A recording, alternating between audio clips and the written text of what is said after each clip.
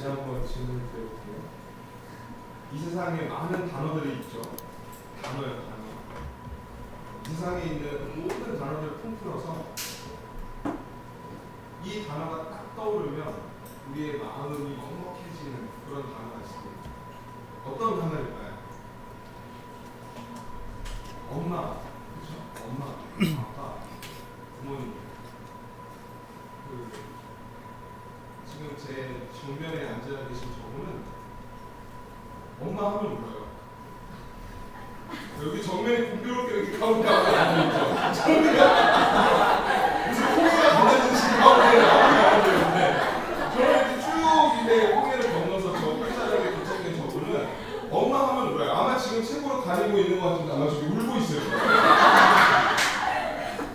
엄마 하면 울어요. 진짜. 부모님 떠오르면 가슴이 먹먹해지는 것 같습니다. 어렸을 때 아마 어버이날을 맞이해서 어버이 은혜라는 노래가 있었죠, 그렇죠? 부르진 않았거든요. 그 가사에 보면 하늘보다 높고 또 뭐였죠? 바다보다 넓은 그것이 이제 부모님의 사랑이다라는 가사가 있었는데 여러 사람과의 관계가 있지만 가장 특별한 관계, 가장 특별한 존재는 아마 부모님이 아닌가 싶습니다. 그렇죠? 근데 안타까운 사실은 뭐냐면 요즘 우리가 살아가는 이 세상 속에는 물리적으로든 아니면 정서적으로든 부모님을 공격하는 그런 삶의 모습들이 좀 많이 나타나고 있는 것 같습니다. 지난주에 이제 교회 리모델링 공사가 이제 화요일부터 시작이 되죠. 그래서 주중에 이제 출근을 해서 담임 목사님 강매실과 강매동식 안에 책을 목사님께서 정리하는 시간을 가졌는데 이 얘기를 오늘 아마 쭉 하게 될 것 같아요. 그때 이제 목사님하고 이제 부모 공경에 대한 얘기를 했습니다. 돌아오는 주일에 어떤 설교 하실 건가요? 물어보시길래 어버이 주일이라서 아마 부모 공경에 대한 설교를 하게 될 것 같습니다. 그랬더니 담임 목사님께서 전도사님은 부모 공경이 뭐라고 생각하세요? 물어보시는 거예요. 부모를 공경해야 된다는 걸 알고 있는데 막상 그거를 이렇게 제 말로 이렇게 풀어서 설명을 하려다 보니까 말도 이렇게 탁 막히더라고요. 그랬더니 이제 목사님께서 이렇게 표현을 해주셨어요. 부모를 공격하지 않는 것이 부모를 공경하는 거예요. 아마 어린이 주일학교 생각하시는 교사 선생님들은 경험해 보신 분들도 있으실지 모르겠지만 아이들 뭐 이렇게 10개명 뭐 이렇게 써보라 뭐 이런 거 시험 보거나 이러면 꼭 한 명씩 이런 아이 나오죠. 제 5개명 내 부모를 공격하라. 아직 이 뭐 글씨 쓰는 게 사출도 이제 또 맞춤법 뭐 그런 게 사출니까 이제 그렇게 쓸 때도 있는데 부모를 공경해야 하는 것을 알면서도 부모를 공격하는 우리의 모습이 많이 좀 나타나는 것 같아서 안타까운 것 같습니다. 여러분들에게 질문을 다시 한번 해볼게요. 여러분들은 부모님을 공경하고 계신가요? 공격하고 계신가요? 오늘 우리가 함께 읽은 이 출애굽기 20장 12절에 내 부모를 공경하라 이 말씀은 아마 여기에 계신 저를 포함해서 모든 분들에게 상당한 부담으로 다가오는 말씀이 아닌가 싶습니다. 부담으로 다가온다는 것은 물론 우리가 부모님을 사랑하고 공경하는 마음으로 섬길 때도 있지만 그렇지 못할 때가 있기 때문에 하나님의 자녀로서 이 말씀이 부담으로 다가온다 이런 의미인 거죠. 그래서 이 말씀에서 아마 자유로우신 분은 없을 것 같아요.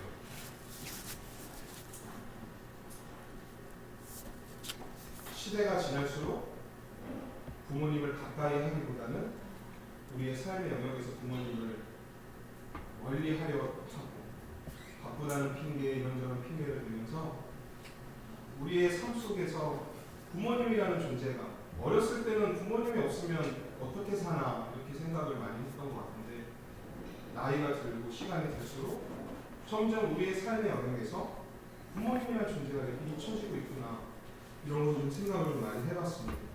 그런데 이게 요즘 우리가 살아가는 이 시대의 문제뿐만이 아니고요. 고대 시대에도 그때부터도 이미 이스라엘 그 백성들의 공동체 안에서도 이 부모 공경에 대한 문제는 아주 심각한 사회적인 문제였다라는 것입니다. 왜 그런가 하면 적어도 그 하나님이 당신의 백성들을 위해서 불판에 친히 새겨주신 그 10가지 계명 중에 부모에 대한 계명이 들어갔다라고 하는 것 자체가 그 당시 그 사회가 얼마나 부모를 공경하지 않았으면 하나님께서 그런 명령을 친히 불판에 새기셨을까. 잘 지켜지지 않으니까 법으로라도 제정해서 지키도록 하셨다라는 거죠. 그렇다면 하나님은 왜 이 부모 공경이라는 문제를 하나님의 백성들이 반드시 지키며 살아야 할 그 10가지 계명에 포함시키셨을까요? 그리고 이 주제를 통해서 오늘날 우리들에게 하나님께서 하시고자 하는 그 말씀과 그 하나님의 마음과 뜻은 무엇일까요?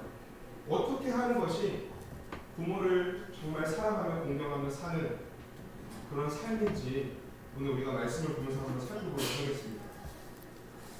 먼저 십계명이라고 하는 것은 다 알고 계시겠지만 크게 두 가지 영역으로 나뉘어지죠.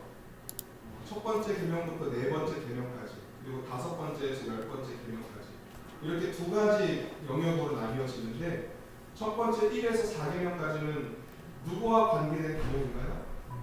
하나님과 관계된 계명이고, 그리고 나머지 5계명부터 10계명까지는 사람과 관계돼요. 이웃과의 관계 속에서 지켜야 할 어떤 그런 규칙들이다라는 건데,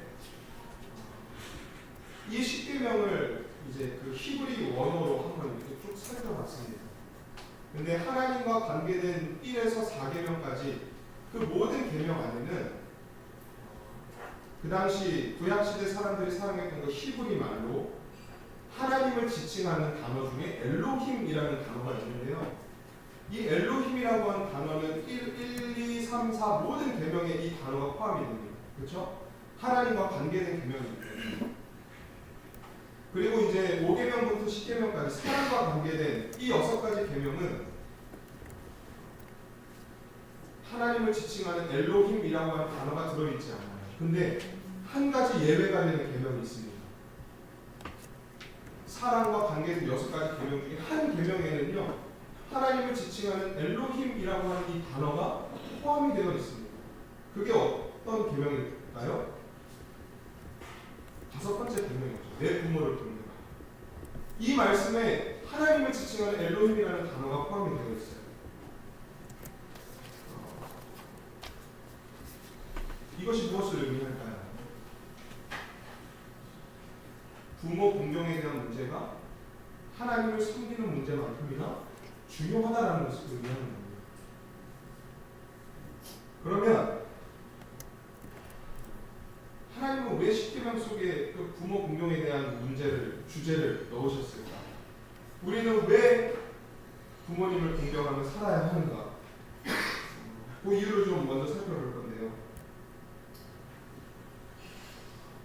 하나님께서 내 부모를 공경하라 말씀하신 이유가 있습니다. 왜 그러냐 하면 부모라고 하는 그 존재가 갖는 역할과 상징성이 있기 때문에 그렇습니다. 그럼 부모라고 하는 존재는 어떠한 역할을 갖는가? 2가지 역할을 갖는데요.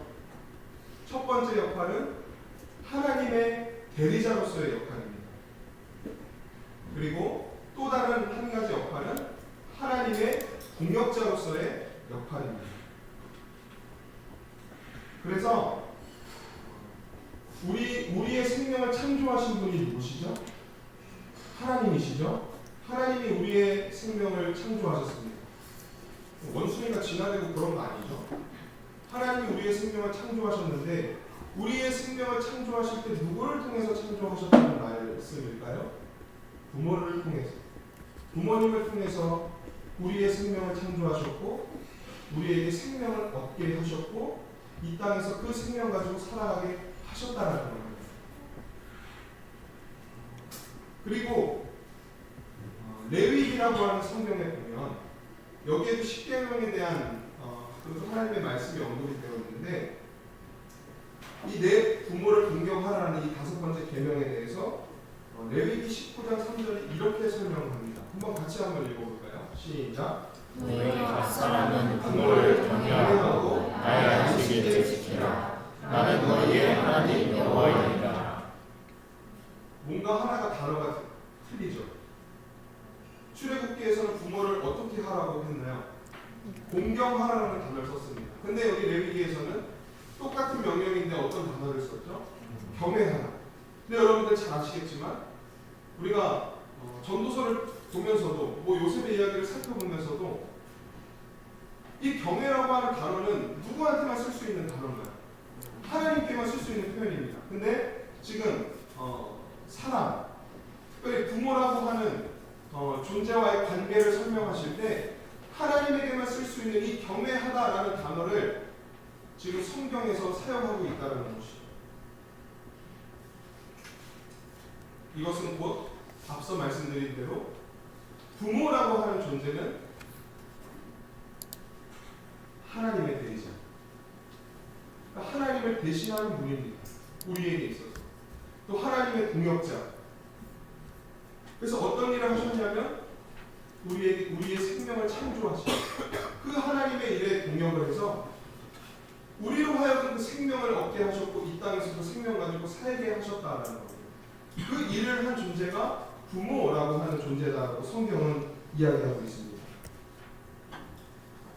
그렇다면 우리는 부모를 어떻게 공경을 해야 될까요? 내 부모를 공경하라 말씀하신 이 하나님의 명령 속에는 어떠한 신학적인 의미를 가지고 있을까요? 그거를 두 번째로 살펴보려고 하는데요. 본문 아까 함께 읽은 우리 말씀 보시면 내 부모를 공경하라 그랬죠. 그래서 이제 공경이라는 단어를 좀 살펴볼 겁니다. 이 공경이라고 번역된 당시 구약시대 사람들이 사용했던 히브리 말로 이 공경이라고 하는 의미를 가진 단어는 카페드라고 하는 단어입니다. 이 단어는 어떤 의미를 가지고 있냐면 무겁다, 비중이 있다, 중요하다 라는 의미를 가진 단어입니다. 그리고 이제 구약시대가 끝나고 신약시대로 넘어가서 히브리 말에서 헬라어 말로 바뀌면서 그 단어의 형태가 조금 바뀌었는데요. 카페드라고 하는 말에서 카바드라고 하는 말로 바뀌었습니다. 근데 이 카바드라고 하는 그리스어, 그 헬라 말에는 어떤 의미를 가지고 있냐면 우리 몸속에 여러 장기들이 있죠. 여러 장기들 중에서 간이 있습니다. 여러분들의 간은 지금 평안하신가요? 이 간이라고 하는 것이 카바드라고 하는 말의 의미입니다. 공경하나로 번역된 카바드라고 하는 말의 의미가 간인데 여러분 간이 중요한가요? 안 중요한가요? 제가 간이 평안하신가요? 질문을 드리는데 단위가 있겠죠. 간이 좋아야 건강합니다. 그렇죠?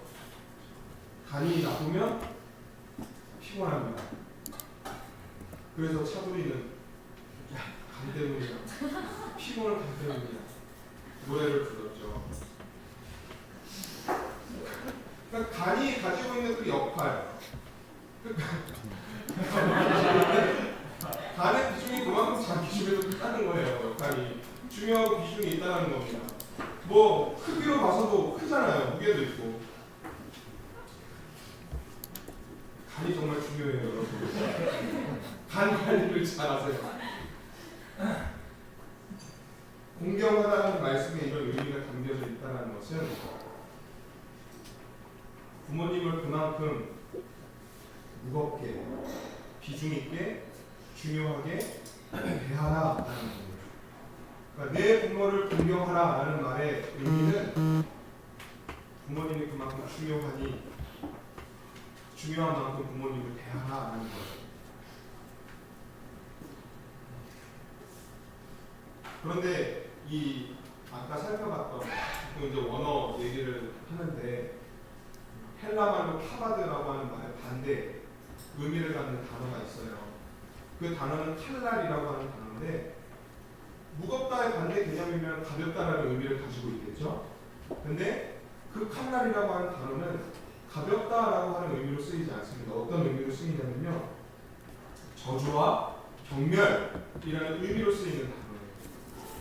그럼 이제 이런 뜻이 되는 겁니다. 부모를 공경한다라고 하는 것은 부모님을 중요하게, 소중하게, 비중 있게 그렇게 대하는 거지만 그 반대로 부모님을 공경하지 않는다라는 것은 부모님을 중요하게 여기지 않는 그러한 우리의 모든 행위는 곧 부모님을 저주하는 것, 부모님을 경멸하는 것과 똑같다라는 말입니다.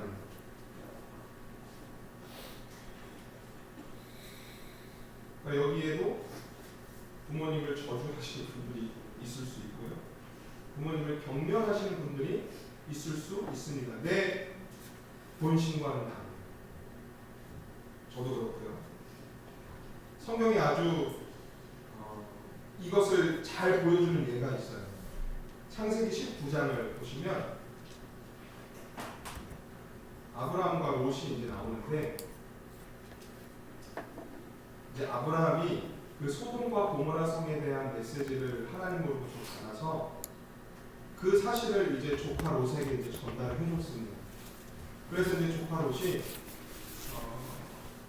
이제 하나님의 심판이 임한다. 우리가 거하는 이 소돔과 고모라 성에 하나님의 심판이 임한다는 이 사실을 누구에게 알려주냐면 자신의 딸들과 그리고 자기 딸과 이제 곧 결혼을 한 예비 사위들에게 이 소돔과 고모라에 대한 심판에 대한 이 메시지를 들려줘요. 그런데 아버지로부터, 장인으로부터 이 이야기를 들은 자식들의 반응이 어떠한가? 성경 말씀을 한번 같이 읽어볼까요? 시작. 롯이 나가서 그 딸들과 결혼한 사이들에게 말하여 이르기를 여호와께서 이 성을 멸하실 터니 너희는 일어나 이곳에서 떠나라 하되 그의 사위들은 농담으로 여겼더라. 아비의 말에 대해서, 장인의 말에 대해서 지금 어떻게 반응했다라고 설명하고 있습니까? 농담으로 여겼더라. 농담으로 여겼다는 것은 부모의 말을 먼지처럼 가볍게 생각했다라는 거예요. 그러니까 아까 우리가 살펴본 의미로 다시 해석을 하자면 부모의 말을 경멸하고 저주했다. 가볍게 여겼다. 듣지 않았다라는 거죠. 그래서 어떻게 되었냐 하면 성경은 소돔과 함께 그들이 멸망했더라라고 기록합니다. 신명기 27장 16절에도 부모 공경에 대한 문제에 대해서 이렇게 말씀을 하는데 그의 부모를 경홀히 여기는 자는 저주를 받을 것이라 할 것이요 모든 백성은 아멘 할지라. 경홀히 여기다라고 하는 이 표현도 그 존중하지 않았다, 무시한다라는 것을 의미하죠. 여기에는 대놓고 부모님을 무시하고 경멸하는 사람뿐만이 아니라 나는 입술로 부모를 공경합니다. 내 마음은 부모를 공경합니다. 하지만 실제적으로 삶 속에서는 그거를 적극적으로 행하지 않는 그러한 삶의 모습조차도 부모님을 경홀히 여기는 것이며 그러한 자는 저주를 받을 것이다. 이렇게 말씀을 하고 있는 겁니다. 굉장히 뭔가 무섭죠? 더 무서운 말씀을 해드릴게요. 변박하시죠? 매튜 헨리라고 하는 신학자가 있어요. 이 신학자가 방금 우리가 같이 봤던 신명기 27장 16절 말씀을 이렇게 주석을 달아놨는데 그걸 한번 읽어드려볼게요. 부모를 경홀히 여김은 너무나 극악한 죄악이어서 하나님 자신을 소홀히 여기는 일 바로 다음에 두었던 것이다. 만약 사람이 말로든 행동으로든 자기 부모를 모욕하면 그는 치안 판사의 판결을 받고 사형에 처해져야만 하였다. 그러나 그자의 행동으로 그 마음까지 비춰보는 일은 판사라도 인식할 수 있는 것이 아니었으므로 그것은 심령까지도 감찰하시는 하나님의 저주 아래 놓이게 된 것이다. 자기 부모에 대해 맹소와 무례로 처신하는 자녀들은 저주받을 자들인 것이다. 무섭죠. 하나님 왜 이렇게까지 하실까요? 저와 여러분들이 지금까지 쭉 살아오면서 부모님을 공경했던 시간이 더 많으셨습니까? 공격했던 시간이 더 많으셨습니까? 하나님의 말씀대로라면 우리는 저주받아도 할 말이 없는 사람들입니다. 그런데 하나님의 말씀을 항상 우리가 대할 때 가장 중요한 것은 무엇이냐면 정말 하나님께서 우리 막 목을 조르시고 막 숨막히게 하시고 싶으시고 이 한 번만 잘못해라, 한 번만 내 눈에 띄어라, 저주한다, 그러고 싶으셔서 이렇게 말씀을 하셨을까요?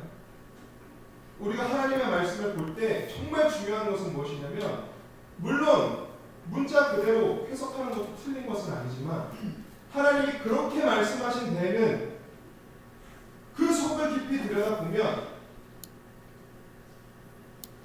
정말 하나님이 우리에게 원하시는 것이 무엇인지 그 하나님의 마음을 우리가 캐치할 수 있어야 한다는 것이 중요한 겁니다.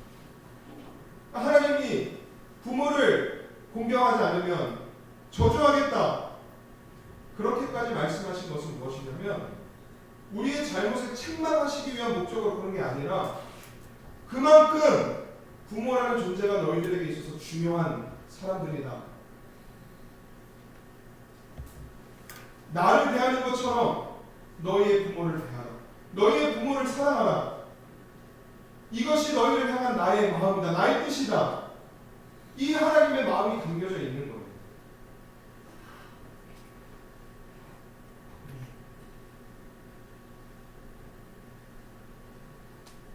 근데 성경이 기록되었던 고대 시대에 오늘날 우리가 살아가는 이 시대도 점점 하나님의 말씀과는 거리가 멀어지는, 부모님을 공경하지 않는 그러한 모습이 많이 나타납니다.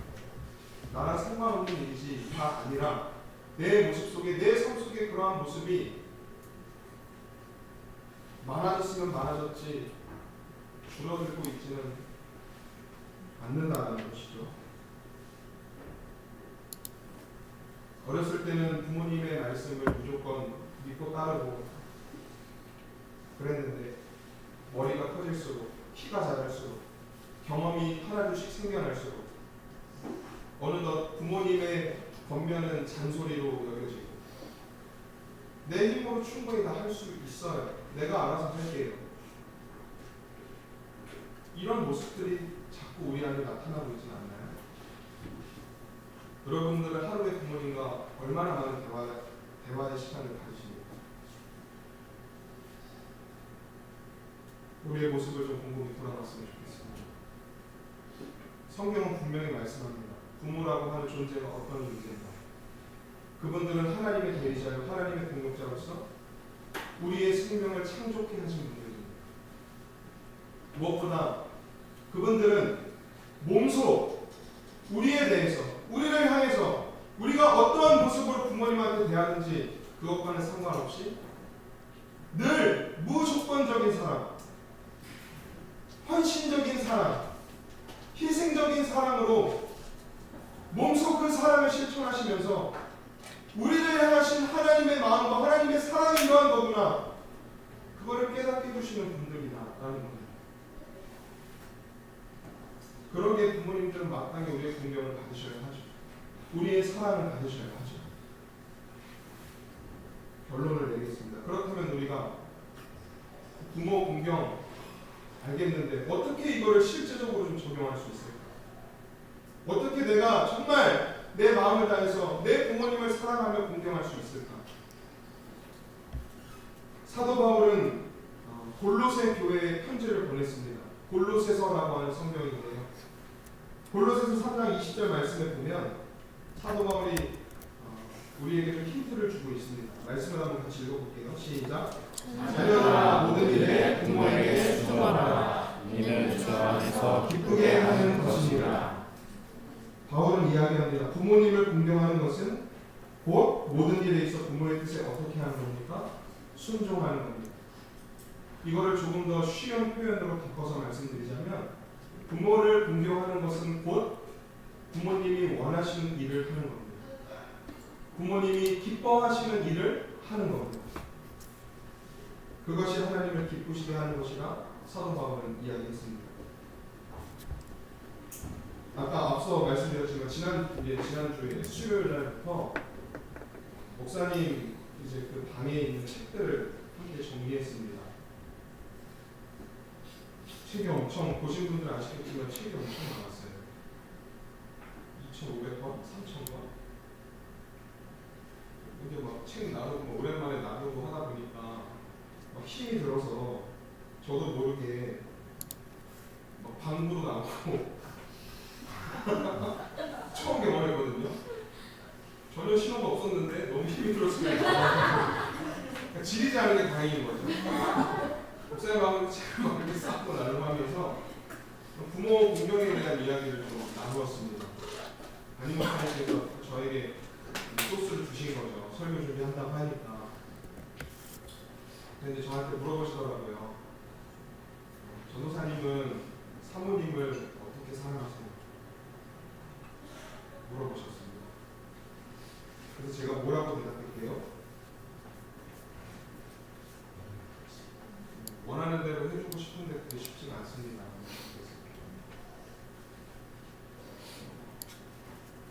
그랬더니 목사님께서 그러시더라고요. 부모님을 공경하는 것도 똑같아요. 부모님을 공경한다는 것, 부모님을 정말 사랑한다라고 하는 것은 전도사님이 사모님이 원하는 것을 매번 하지 않아도 어쩌다 한 번씩이라도 하면서 그렇게 사랑을 표현하는 것처럼 부모를 공경하고 사랑하는 것은 부모님이 원하시는 일을 해드리는 것이 그것이 부모님을 공경하고 사랑하는 것입니다. 이렇게 말씀해 주시더라고요. 그래서 부모님이 저한테 최근에 뭘 원하셨나 그걸 곰곰이 한번 생각을 해봤습니다. 근데 여러분들도 아시겠지만 부모님들은 우리에게 어떤 것을 원하시나요? 저희가 할 수 없는 것을 무리하게 요구하시나요? 그럴 때도 가끔가다 한 번은 있겠죠. 근데 거의 안 그러시죠? 부모님은 우리가 말하지 않아도 우리의 상황과 형편을 다 아세요. 그래서 우리가 할 수 없는 것 요구하지 않으시고요. 저도 이제 결혼을 해서 처음 알게 된 사실인데 부모님이 자식의 눈치를 보는구나라는 걸 저는 처음 깨달았습니다. 굉장히 마음이 아픈 얘기죠. 평생 그렇게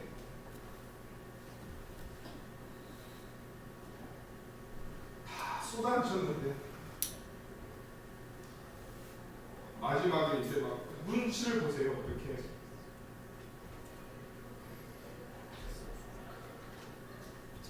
그래서 이렇게 곰곰이 생각을 해봤는데 부모님이 나에게 뭘 원하셨을까? 두 가지가 생각이 나더라고요.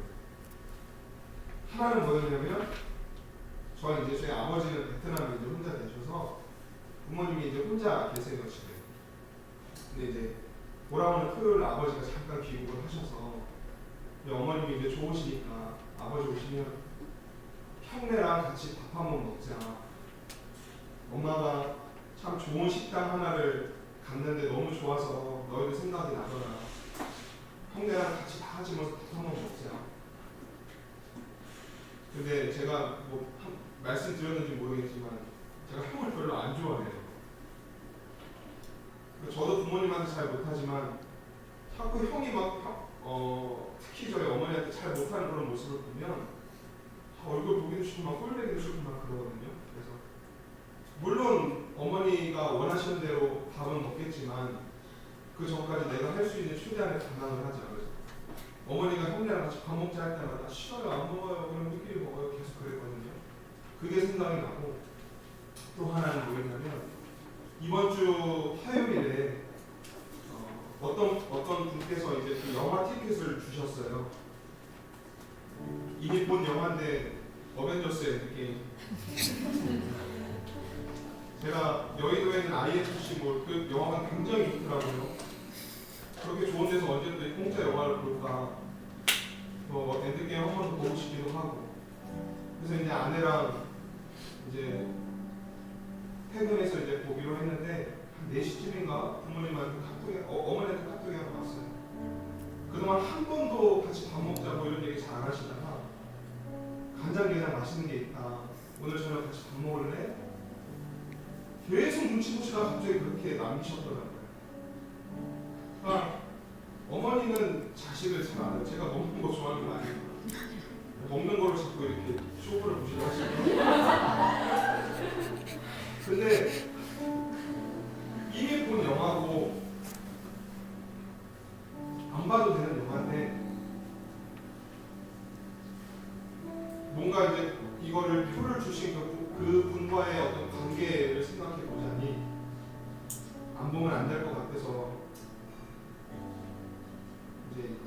그랬습니다. 어머니한테. 근데 그날 하루 종일 마음이 불편하더라고요. 근데 이제 그러고 나서 수요일에 와서 목사님이랑 얘기했는데 부모님이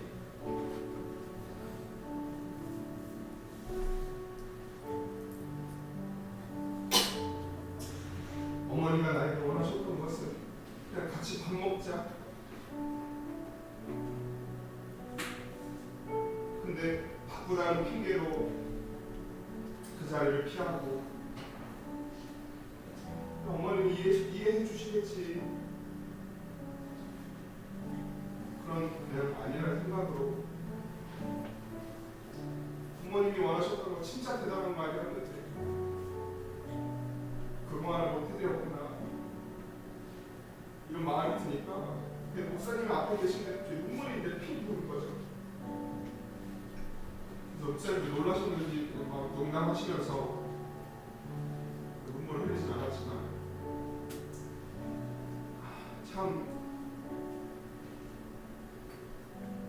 난 정말 부모님을 사랑하지 않았구나. 그 시험부터 하나 못 들어줬구나. 그래서 그날 부모님 저는 되어서 목요일날 밥 먹읍시다. 그래서 밥 먹었습니다. 오늘 어버이 주일입니다. 아마 부모를 공경하라는 이 말씀 수없이 많이 들으셨을 겁니다.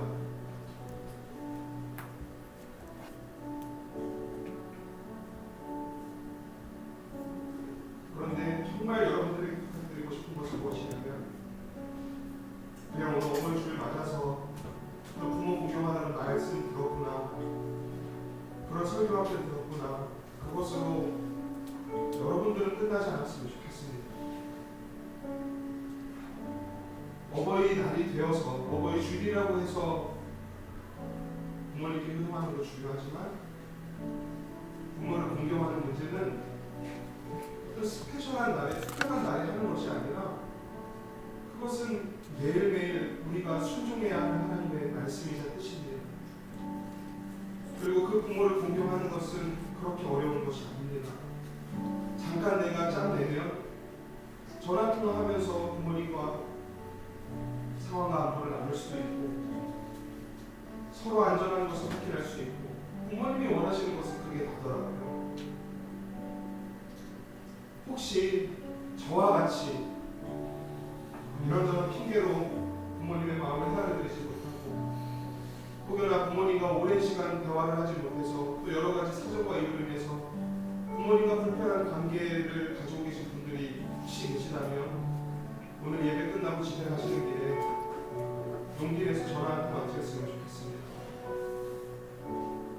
부모님께 사랑한다는 말 부끄러워서 하지 못하더라도 목소리 들으면서 부모님 잘 계시는지 확인하시고 또 부모님이 오랜만에 한번 시간 보내자 밥 먹자 하셨을 때 이것이 부모님이 원하시는 거구나, 부모님이 기뻐하시는 일이구나 주신 말씀 생각하시면서 그렇게 부모님께 효도하시며 공경하시며 하나님의 기쁨이 되시는 우리 모든 사랑하는 청년들의 삶이 되기를 간절히 소망합니다.